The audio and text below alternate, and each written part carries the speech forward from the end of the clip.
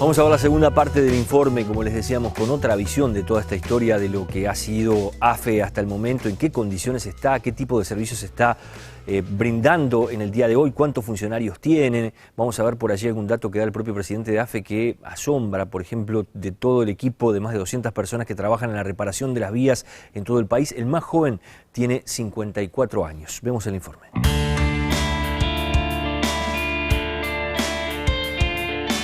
AFE se ha convertido en una especie de monstruo envejecido.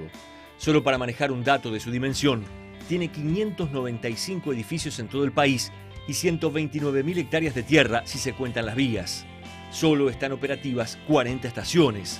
La plantilla de trabajadores está envejecida y cuenta con unas 950 personas. Tenemos áreas con una edad muy mayor, como es el área sobre todo de vía y obra, de infraestructura, que es un área donde hay mucho trabajo físico, reparación y mantenimiento en la vía, en el medio del campo, ¿no? Directamente, tareas bastante rudas o que requieren mucho esfuerzo físico, y donde el personal, o sea, la persona más joven tiene 54 años, ¿no?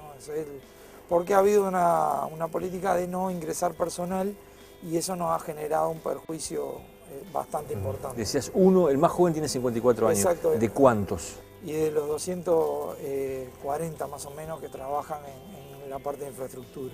El presidente de AFE habla del impacto que puede tener el proceso de retiros incentivados. Y ahora con el mecanismo de incentivo también es otro desafío bastante importante que tenemos, porque hay 403 funcionarios que pueden optar por el mecanismo de retiro incentivado, y eso obviamente nos va a generar un desfasaje, o sea, porque más allá de que después podamos ingresar personal, como el mantenimiento es manual, porque la infraestructura es muy antigua y está obsoleta, no podemos mecanizar de golpe, porque poner una máquina a trabajar hoy rompe toda la vía, o sea, levanta los rieles, los durmientes quedan tirados en el piso, o sea, no es algo que se puede hacer como están las condiciones hoy de la infraestructura. Recorrer el predio y los galpones del taller, ubicado en el barrio Peñarol, es una especie de viaje en el tiempo. Lo que los ingleses montaron a comienzos del siglo pasado y donde llegaron a trabajar más de 2.000 personas, hoy es penumbra y abandono. Un puñado de obreros hace prácticamente un trabajo artesanal para mantener las máquinas y los vagones. El predio muestra una especie de cementerio de trenes de diferentes épocas, cadáveres producto de la falta de inversión y políticas de desarrollo ferroviario de los últimos 50 años. ¿Qué tareas desarrolla hoy AFE? ¿Qué servicios tiene operativos? Bueno, AFE hoy en día básicamente mueve 1 millón de toneladas de carga por año, ¿no? Que es el país creo que está entre 25 y 30, depende de la fuente. Básicamente cargamos, o relativamente cargamos bastante arroz, es un producto que carga bastante. Clinker y cemento son 2 productos más que también usan bastante el ferrocarril. Combustible, o sea, llevamos combustible a la planta de Durazno y 33. Y después hay un movimiento de contenedores que se concentra mucho en la madera elaborada para exportación y algo de contenedores de arroz y algunos otros productos ya un poco menores, ¿no? El servicio de pasajeros es mínimo, aunque en septiembre comenzarán a rodar coches usados, traídos de Suecia y que están siendo acondicionados. Hoy en día el servicio que queda funcionando es un servicio que viene del 25 de agosto. Son 2 servicios en la mañana y 2 en la tarde, que básicamente es un público cautivo, de alguna manera, para decirlo, que trabaja en algunas plantas de frigoríficas ahí de la zona cercana al puerto y la construcción, algunos empleados de algunas empresas, ¿no? Empresas públicas, oficinas, pero básicamente es una población bastante pequeña que es la que se puede mover en la medida que hay solamente 2 servicios de matutinos y 2 vespertinos. ¿Cuántos pasajes pueden llegar a vender en un mes, para tener una idea, o en un año? Y básicamente se calculaba el 600.000 pasajeros por año, es un número bastante pequeño, ¿no? Setelich habló sobre el futuro de AFE. Pero lo que falta es tomar la decisión de invertir en seria infraestructura, porque si no, no hay forma de viabilizar esto. O sea, tenemos los vagones, hay que repararlos porque golpean en la vía, porque la vía está en mal estado.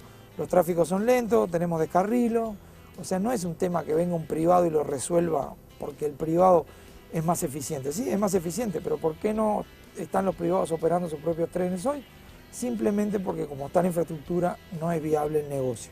Entonces eso hay que tenerlo claro y es el elemento de fondo que requiere una decisión de largo plazo, pesada, ¿verdad? Pues estamos hablando de una inversión muy fuerte, pero bueno, es una decisión que se tiene que tomar porque si no, todos estos esfuerzos con muy buenas intenciones que se están haciendo de generar una operadora bajo el derecho privado para que tenga más agilidad, bueno, mejorar un poco las condiciones de gestión, etcétera, etcétera, terminan en que se necesita una vía por donde mover la carga.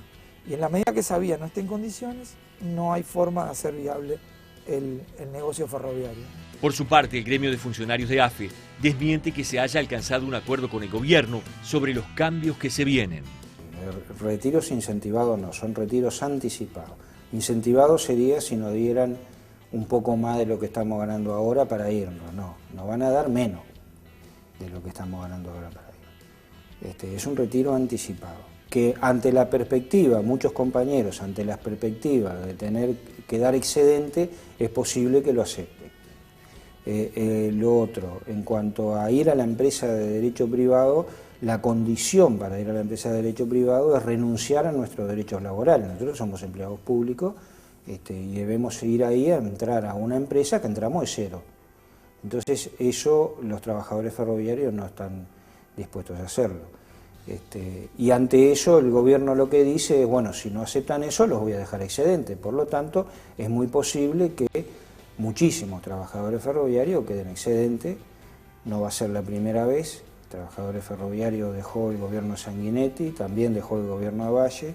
En ambas oportunidades este sindicato luchó contra la excedencia y es decisión de las dos asambleas que hicimos el 18 de junio y la semana pasada de que vamos a enfrentar esa situación.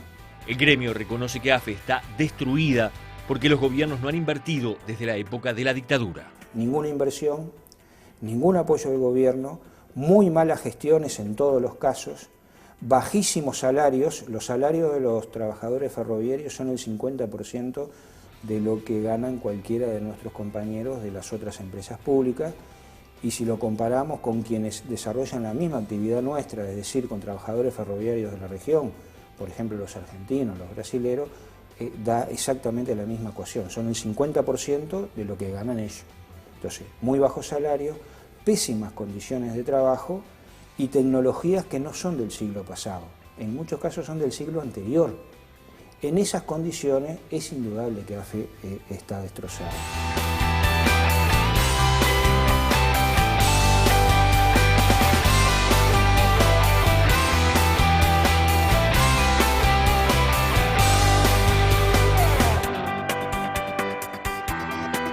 Nos vamos a la pausa después de compartir este informe sobre la situación que vive AFE y bueno, y se vienen cambios además, como veíamos a partir de la propia rendición de cuentas. Después vamos a estar dialogando con el director nacional de Educación, Luis Garibaldi. Ya regresamos.